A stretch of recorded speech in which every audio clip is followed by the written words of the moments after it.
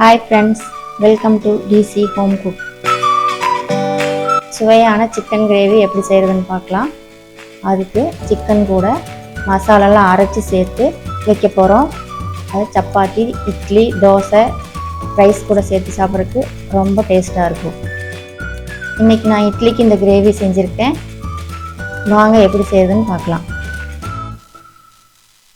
ஒரு பேனில் 2 spoon oil சேர்த்து ஆயில் சூடானதுமே பட்டை, கிராம்பு, ஏலக்காய் எல்லாமே 2 சேர்த்துக்கோங்க.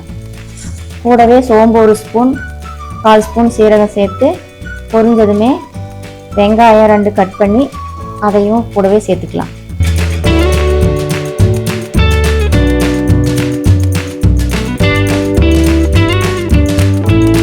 வெங்காயம் பாதி அளவு வெந்ததுமே ஒரு துண்டு இஞ்சி, 4 பல் பூண்டு, முந்திரி பத்து,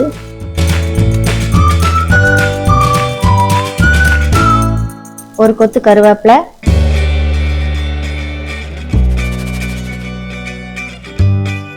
ஒரு கைப்பிடி புதினா, ஒரு கைப்பிடி கொத்தமல்லி தழை,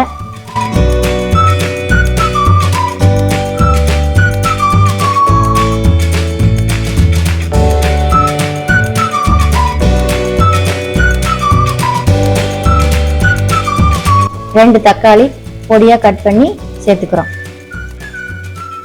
தக்காளி வெந்ததுமே ஸ்டவ் ஆஃப் பண்ணி மசாலா ஆற வச்சுக்கலாம். ஆறினதுமே மிக்ஸி ஜாருக்கு சேர்த்து நல்லா பேஸ்ட்டாக அரைச்சி எடுத்துக்கலாம்.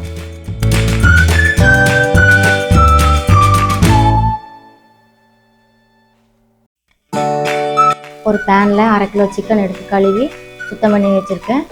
அது முழுகிற அளவுக்கு தண்ணி சேர்த்து 1/4 ஸ்பூன் மஞ்சள்தூள், கொஞ்சமாக உப்பு சேர்த்து நல்லா கலந்து விட்டுக்கலாம்.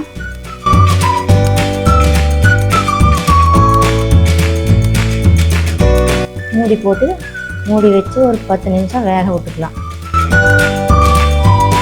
இன்னொரு பேனில் 2 ஸ்பூன் ஆயில் சேர்த்து 2 கொத்து கருவேப்பிலை,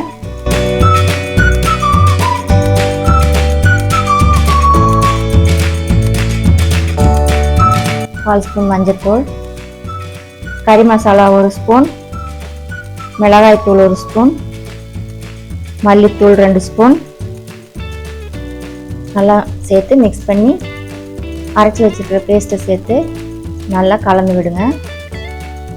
பச்சை வாசனை போகிற அளவுக்கு நல்லா மிக்ஸ் பண்ணி வேக விட்டு அது தேவையான உப்பு சேர்த்துக்கோங்க. ஏற்கனவே சிக்கனில் கொஞ்சம் உப்பு சேர்த்துருக்கோம், இப்போ பார்த்து சேர்த்துக்கோங்க. 1 டம்ளர் அளவுக்கு தண்ணி ஊற்றி நல்லா கொதிக்க விடுங்க.